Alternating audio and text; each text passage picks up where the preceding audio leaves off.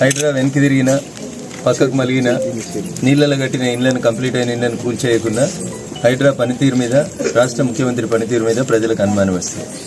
నేను చాలా స్పష్టంగా చెప్తున్నా, నీళ్ళల్లో ఇల్లు నిర్మాణం పూర్తయిన బ్యాంకులోనున్న 10 ఏళ్ల నుంచి ఆ ఇళ్లలో ఉంటున్నా అవి కూలగొట్టాల్సిందే. 100% FTL బఫర్ జోన్లు అన్నీ కూడా క్లియర్ చేయాల్సిందే.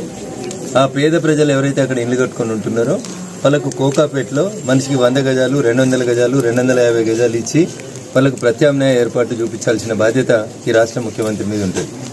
హైడ్రాని హైదరాబాద్కే కాదు జిల్లాలకు కూడా పరిమితం చేయాలనే డిమాండ్ ప్రజల నుంచి వస్తుంది, ప్రతిపక్షాల నుంచి కూడా వస్తుంది. కాబట్టి ఆ డిమాండ్ చేయాలంటే మీరు మాట మార్చొద్దు.